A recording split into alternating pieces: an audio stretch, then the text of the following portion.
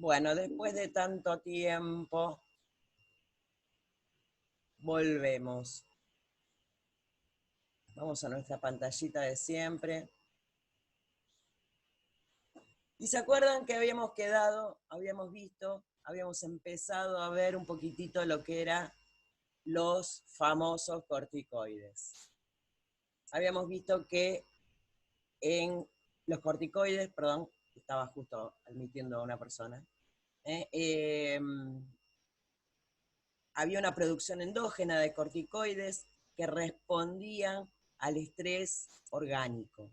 Cuando el cuerpo está sometido a un estrés por el metabolismo, por todo, o sea, ustedes piensen que todo el funcionamiento de nuestro organismo siempre produce estrés. Así como nosotros estamos sometidos al estrés externo, también tenemos un estrés interno que precisamente surge del funcionamiento normal de nuestro organismo. La inflamación, por ejemplo, es un estrés orgánico.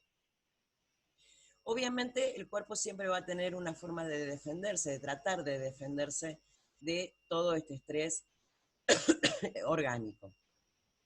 Y una de las maneras que tiene precisamente es la producción de corticoides endógenos. Habíamos visto que los corticoides endógenos eran el cortisol, la corticosterona, ¿sí? Y que se producían por un mecanismo de feedback, ¿eh? Que en realidad no era en realidad el mecanismo de feedback lo que hacía que se produzca, sino que lo regulaba el mecanismo de feedback. El motivo, el por qué se produce esto, o sea, el estímulo para que se produzcan precisamente estos corticoides endógenos, no es otra cosa que precisamente ese estrés orgánico, como por ejemplo la inflamación. Y habíamos visto que los corticoides eran los antiinflamatorios por excelencia, que trataban de reducir precisamente esa inflamación. Pero vamos a ver que acá hay un dibujito de lo que es parte de lo que es el eje, que habíamos visto que el hipotálamo se encargaba de, que era una glandulita que estaba en nuestro cerebro, se encargaba de producir lo que se denominan los factores reguladores. Esos factores reguladores van a actuar sobre la hipófisis, que es otra glándula que también está en el cerebro. Después en anatomía lo vamos a ver un poquitito más detallado. Y precisamente la hipófisis lo que producía era una hormona que se llama ACTH, adrenocorticotrofina, y que actuaba sobre la glándula suprarrenal precisamente para la producción de los corticoides. Pero este ciclo, perdón, me estaba olvidando que cuando la suprarrenal empieza a producir una cantidad importante de corticoides, frena la orden desde el hipotálamo. O sea, manda la orden negativa hacia el hipotálamo y hacia la hipófisis, avisándole que ya tiene suficiente, que ya no necesita más.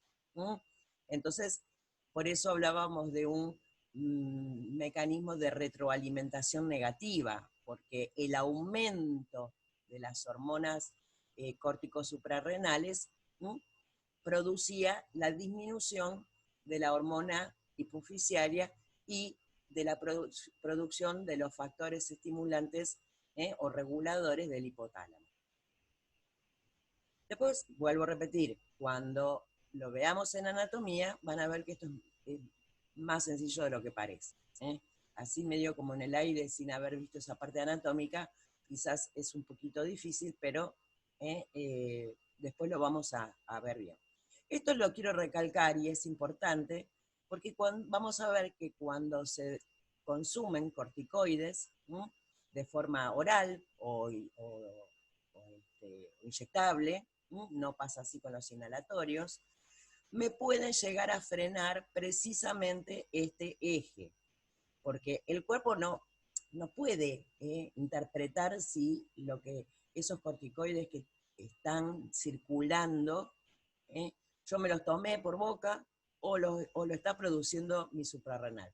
Entonces va a haber una inhibición permanente, permanente de la producción precisamente de estas hormonas, sobre todo de la adrenocorticotrofina, la ACTH, se llama así, más fácil decir ACTH que adrenocorticotrofina, esas palabras largas y raras y a veces difíciles de pronunciar.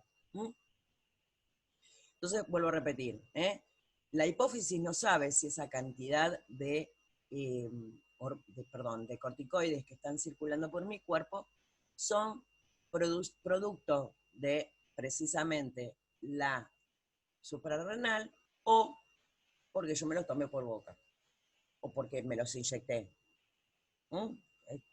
No lo interpreta. Entonces va a dejar de producir en forma permanente esa hormona y como no va a estar estimulada la corteza suprarrenal, que precisamente era la que se ocupaba de producir los corticoides, se va a empezar a atrofiar. Y ese es uno de los efectos adversos un poquito importante, bastante importante, y con el cual hay que tener cuidado en los tratamientos prolongados con corticoides, precisamente porque cuando el cuerpo está acostumbrado a recibir ese fármaco, obviamente esa corteza suprarrenal, como no va a estar recibiendo la orden de la hipófisis, porque precisamente está siempre inhibida, la corteza suprarrenal se va a inhibir, se va a atrofiar, va a dejar de trabajar. Es como una máquina que se oxida. Entonces, yo los dejo de tomar en forma brusca, y resulta que me agarra algo en lo cual tengo que producir hormona, corticoides endógenos, y el cuerpo no va a responder, porque obviamente esa glándula, esa corteza suprarrenal va a estar atrofiada. Entonces, es por eso que obviamente los corticoides, ¿se acuerdan que lo habíamos dicho? Había que suspenderlos en forma gradual, y que había dos maneras de hacerlo, y una era precisamente ir disminuyendo la dosis en forma gradual o consumirlo en días alternos, un día sí, un día no. Entiendo, profe. Sí. No entiendo la reacción que hace cuando dejas el corticoide de un día para el otro. Todo está relacionado con precisamente el eje. El eje Sí. funciona cuando ante un estrés orgánico, vamos a suponer que es una inflamación, ese es el estímulo para que el hipotálamo produzca un factor regulador, se llaman así, factores reguladores, porque van regulando todo. Esos factores reguladores van a actuar sobre la glándula hipófisis. Sí.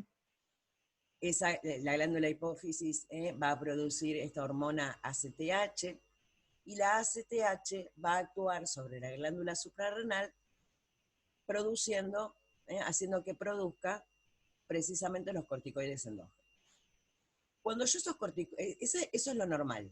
Este aumento de corticoides endógenos le va, por un mecanismo de retroalimentación negativa, le va a avisar a la hipófisis que frene la orden de seguir produciendo corticoides, para que se corte solo.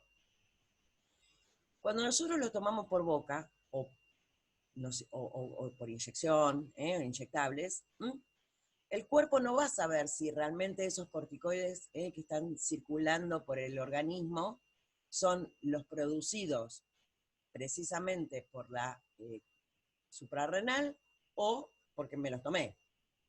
Entonces, obviamente la glándula hipófisis va a estar inhibida con respecto a la producción de ACTH.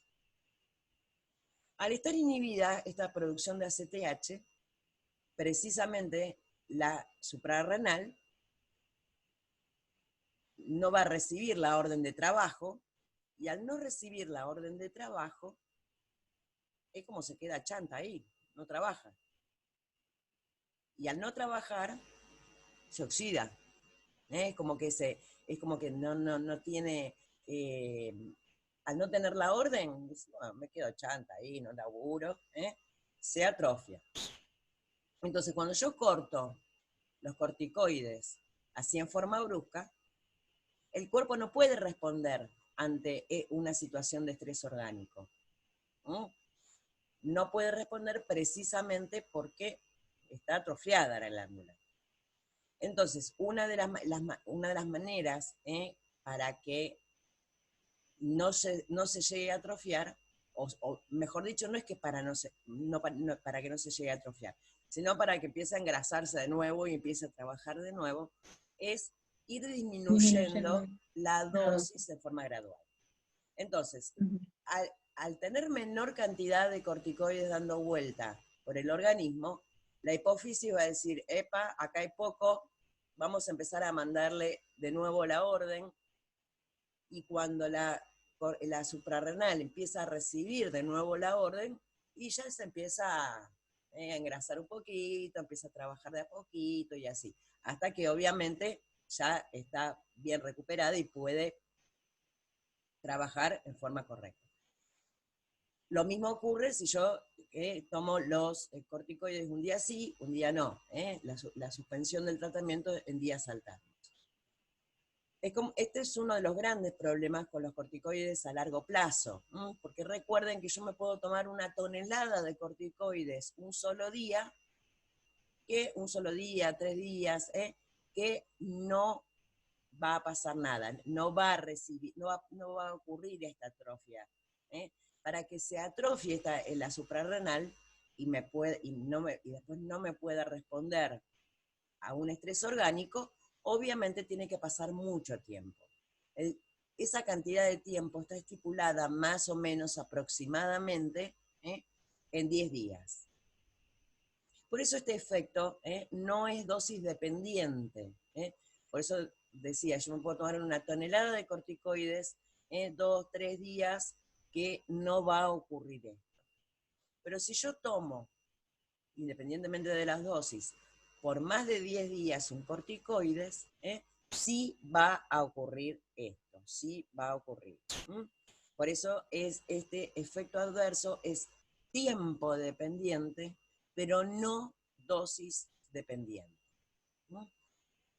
¿Se acuerdan que habíamos estado hablando la última vez que nos vimos?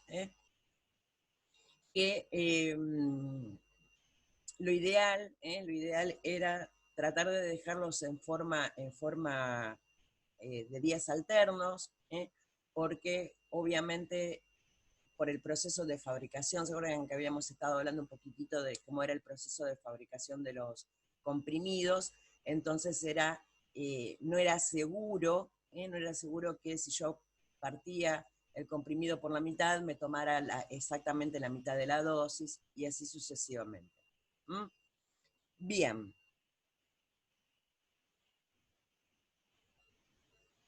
Vamos esperen que acá hay algo en el chat, a ver.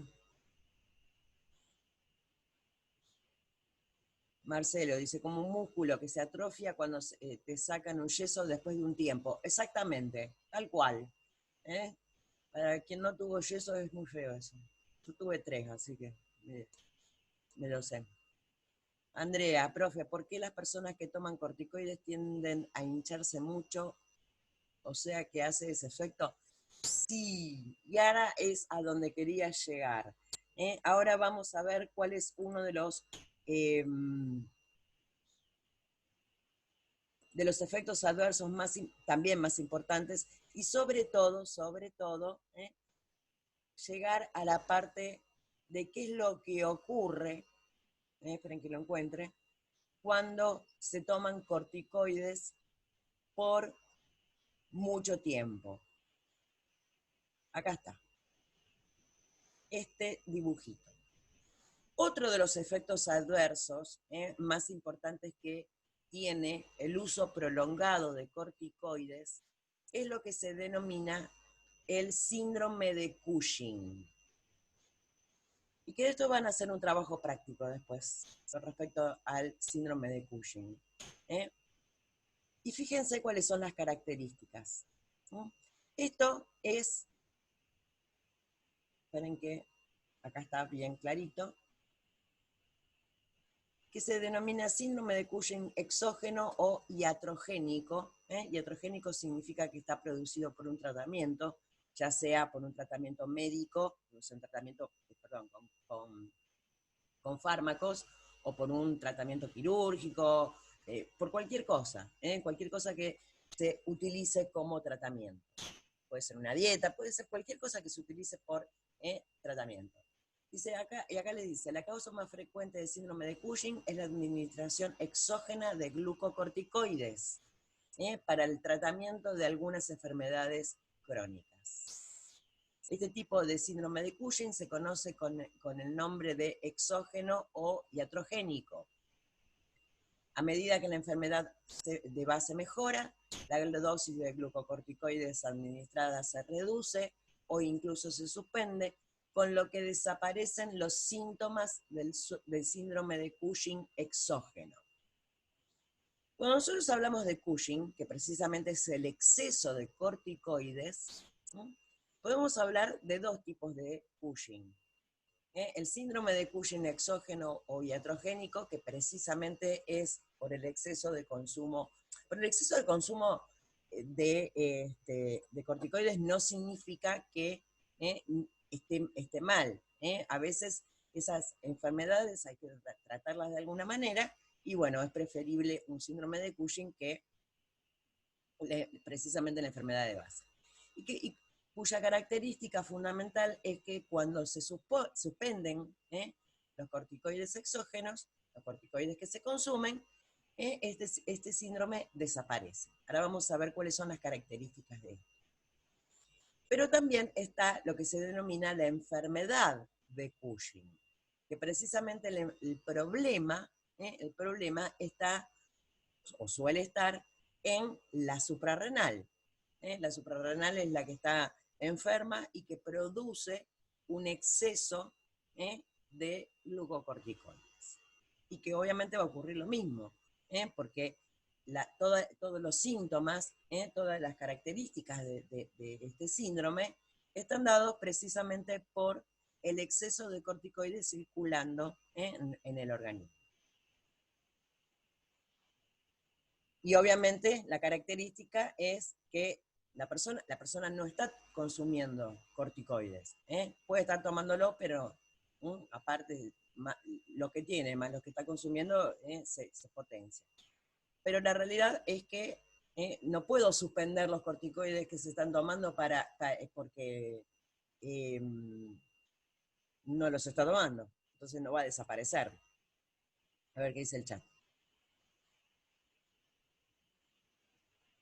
Cecilia pregunta, ¿corticoides y hormonas son lo mismo? No, Ceci. En realidad los corticoides son sustancias que también produce el cuerpo, las produce una glándula, pero no es precisamente una hormona.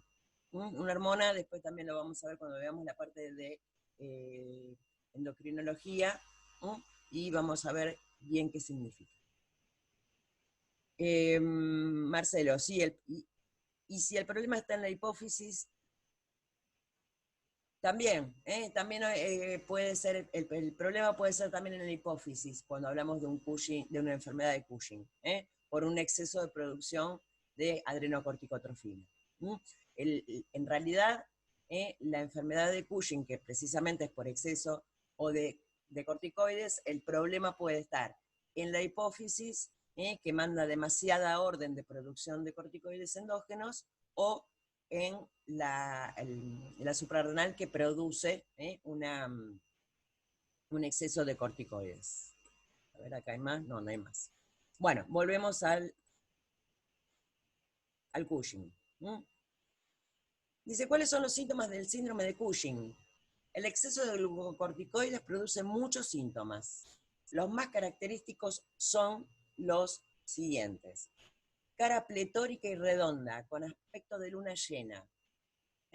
La cara se pone redonda y pletórica porque hay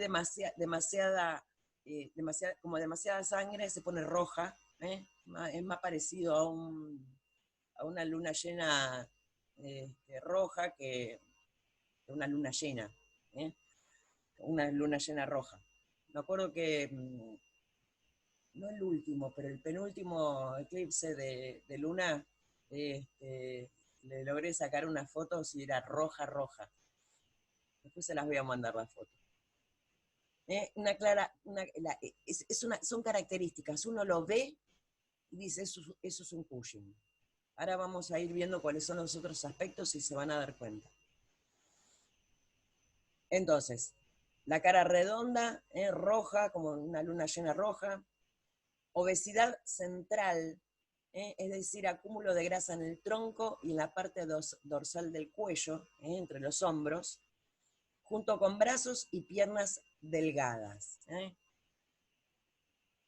Acá, cuando les habla en la parte dorsal, en el cuello, sería acá atrás, que también se lo denomina jiba, jiba joroba, una jorobita que se hace ahí atrás, la panza bien prominente, los brazos y las piernas recontra flaquitas. El aspecto más parecido a algo loco de una persona que tiene Cushing es una maraca. ¿Vieron las maracas que con para del carnaval carioca? Que tienen una pelotita arriba y el manguito donde se agarran. Bueno, es muy similar así. En la panza gorda, bastante gordita, y brazos flaquitos, flaquitos, y piernas flaquitas, flaquitas. Hay obesidad central, y esta jorobita que se forma también acá en la parte de atrás del cuello. Estrías de color rojo vinoso, que aparecen principalmente en el abdomen y las mamas. Esto también es una característica muy importante del Cushing. Del Cushing. Aparecen muchas estrías rojas, muy rojas son. Aumento de peso, porque obviamente habíamos visto que tenía el tema de la obesidad central, pérdida de masa y de fuerza en los músculos, precisamente como habíamos visto también todo relacionado con la obesidad central, hay pérdida de masa muscular, los músculos se atrofian, quedan flaquitos, y al perder obviamente masa muscular también se pierde fuerza. Cefalea y dolor en la espalda, manchas en la cara, pecho, hombros, a veces acompañadas de infección. Si se acuerdan un poquito, también habíamos visto que los corticoides tenían un efecto inmunosupresor, con lo cual si yo tengo un montón de corticoides dando vuelta por mi cuerpo, obviamente voy a tener una cierta inmunosupresión, que a veces obviamente se pueden acompañar de infección. Cantidad aumentada de orina y sed excesiva, lo que puede ser indicativo de la presencia de exceso de glucosa en sangre. Esto también es un efecto adverso bastante importante. ¿Por qué? Porque los corticoides vienen a ser como una especie de la contra de la insulina. La insulina es la hormona que regula la glucosa en sangre. Con lo cual, si esta es la contra, si la insulina me disminuye la glucosa en sangre, los corticoides me lo van a aumentar mucho la glicemia. Y obviamente van a aparecer síntomas similares a la diabetes, como por ejemplo, aumento de la cantidad de orina o sed excesiva. Producen lo que se denomina un estado diabetógeno, pero con la diferencia que con respecto a una diabetes es que si se suspenden si los corticoides, si desaparece este síndrome de Cushing, la glicemia va a volver a valores normales. Después cuando veamos diabetes van a ver que esto se va a entender un poquito más. Por eso, y precisamente por ese motivo, ¿no?, los corticoides suelen estar contraindicados en personas con diabetes. Impotencia, otro efecto adverso bastante importante por el uso crónico de corticoides, que también está relacionado y forma parte de la descripción de lo que es el síndrome de Cushing. En las mujeres, sobre todo los varones, en las mujeres puede presentarse pérdida de los ciclos menstruales, ¿sí?, osteoporosis, es decir, huesos frágiles por pérdida de masa ósea, hipertensión arterial. El síndrome de Cushing también produce hipertensión arterial, por lo cual los corticoides también estarían contraindicados en personas con hipertensión. En los niños produce retardo en el crecimiento. Y eso también es importante, porque vieron que, o sea, la creencia popular de los remedios mágicos es muy común. Que si esto me hizo bien para esto, y también me tiene que hacer bien para esto otro. Y se le hizo bien al vecino, y a mí también me tiene que hacer bien. Y es muy común y muy frecuente el uso indiscriminado, ¿no? Y fíjense lo que le puede pasar a un niño. Un retardo en el crecimiento por el uso crónico de corticoides. Piel fina y atrófica, a veces acompañada de exceso de vello. La piel fina, esto ocurre sobre todo, con el síndrome de Cushing, pero también, ojo con esto, porque también ocurre con precisamente la aplicación de corticoides tópicos. Esta cremita que me curó esto, me voy a poner un poquitito, y resulta que la piel se va a terminar atrofiando. Y obviamente, el problema no es que se me atrofie la piel. Cuando veamos sistema inmunológico, vamos a ver que la piel es muy importante, porque la piel es la primer barrera de defensa que tenemos contra los gérmenes. Y si yo tengo esa piel atrofiada, van a empezar a aparecer infecciones. ¿Mm? Facilidad para la aparición de hematomas. Otra cosa importante. Y miren, acá hay un dibujito, donde se ve las características de un síndrome de Cushing. Por eso yo les decía que ustedes cuando lo familiaricen, el dibujito, después, si quieren, buscamos imágenes de personas reales, no de un dibujito, y lo van a distinguir por la calle, lo van a ver. Hipertensión. Bueno, acá habla de hipertensión intracraneal benigna. La hipertensión intracraneal es que aumenta la presión dentro del cráneo, con lo cual no es bueno, por más que diga acá que es benigna. Cataratas. Convengamos que a nadie le gustaría tener cataratas. Cara de luna llena, eritema malar, plétora, los cachetes rojos, aumento de la grasa abdominal. Esta necrosis avascular de la cabeza femoral es otro efecto adverso bastante importante.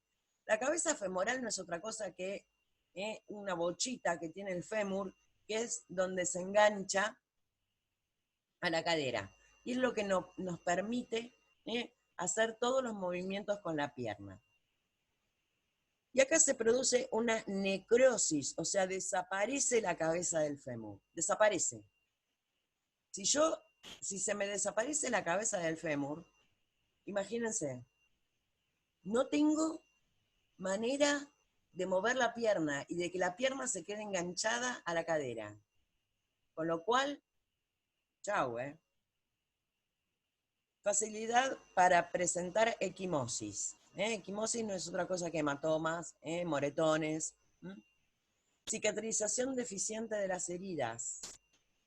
También hay osteoporosis, tendencia a la hiperglicemia, balance negativo del nitrógeno, aumento del apetito, que también está relacionado con la hiperglicemia, aumento de la vulnerabilidad a la infección, obesidad. Brazos y piernas finos por atrofia muscular, hipertensión arterial, adelgazamiento de la piel, jiba de búfalo, que era la jorobita que yo les había dicho antes. Correcto. Euforia, a veces depresión y síntomas psicóticos y la labilidad emocional. Puede haber mucha euforia, puede haber depresión, puede haber cualquiera de las dos cosas. Ahora voy al chat. Puede haber síntomas psicóticos, y los síntomas psicóticos no es otra cosa que la aparición de alucinaciones por lo general auditivas. Tengo voces que me hablan en la cabeza, que me dicen que Bárbara no está entendiendo mucho, porque le veo la... No, igual los médicos te solucionan todo con corticoides, en mi caso, Sí, ¿no? Que yo sí. tengo artritis. Es que en realidad no es que te lo solucionan todo con corticoides, porque es algo... La realidad es que precisamente son excelentes. Sí. Pero siempre el tratamiento tiene que estar controlado. Tiene que estar controlado y exceptuando en los casos en que hay que hacer un tratamiento prolongado, siempre hay que tomarlo por poquito tiempo y suspenderlo de la manera correcta. Claro, no más de 3 meses, más o menos. Ya con 3 meses estamos dentro del tiempo extra. Lo ideal siempre es hacerlo menos de 10 días. Y lo más importante de todo, obviamente, no automedicarse con este tipo de fármacos. Obviamente, son excelentes. No hay otro antiinflamatorio como los corticoides. Con lo cual se pueden tratar un montón de cosas, y realmente son mágicos en ese sentido, pero ¿qué es lo que ocurre? Obviamente, siempre va a haber algún inconveniente bastante importante. Bien, voy a responder, porque nos quedan 3 minutos. Voy a responder las preguntitas y después armamos la segunda. Esperen que encuentre las preguntas.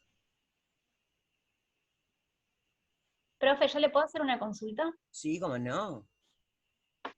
Y vio que los bebés le dan los médicos siempre corticoides, o sea, yo no tengo bebés ni nada cerca, ni niños, nada, pero vi en la farmacia que siempre les daban corticoides.